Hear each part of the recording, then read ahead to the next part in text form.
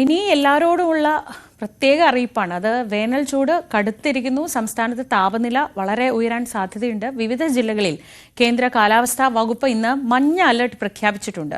പാലക്കാട്, തൃശൂർ, കോഴിക്കോട്, മലപ്പുറം ജില്ലകളിൽ ഉയർന്ന താപനില 37 ഡിഗ്രി സെൽഷ്യസ് വരെ ഉയരാം. കോട്ടയം, പത്തനംതിട്ട, കൊല്ലം, എറണാകുളം, കണ്ണൂർ, കാസർഗോഡ് ജില്ലകളിലും വലിയ മോശമില്ല. ഉയർന്ന താപനില 36 ഡിഗ്രി സെൽഷ്യസ് വരെ ഉയരാൻ സാധ്യതയുണ്ട്. തിരുവനന്തപുരം, ആലപ്പുഴ ജില്ലകളിൽ 35 ഡിഗ്രി സെൽഷ്യസ് വരെയും വയനാട്, ഇടുക്കി ജില്ലകളിൽ 34 ഡിഗ്രി സെൽഷ്യസ് വരെയും താപനില ഉയരാമെന്ന് കേന്ദ്ര കാലാവസ്ഥാ വകുപ്പ് മുന്നറിയിപ്പ് നൽകിയിരിക്കുന്നു. പലയിടങ്ങളിലും അൾട്രാവയലറ്റ് ഇൻഡെക്സ് വളരെ ഉയർന്ന നിലയിലാണ് നിൽക്കുന്നത്. അത് നേരിട്ട് നമ്മൾ ഈ വെയിലേൽക്കുമ്പോൾ അതുണ്ടാക്കുന്ന പ്രത്യാഘാതങ്ങൾ കൂടുതലായിരിക്കും. അതുകൊണ്ട് തന്നെ പരമാവധി അയഞ്ഞ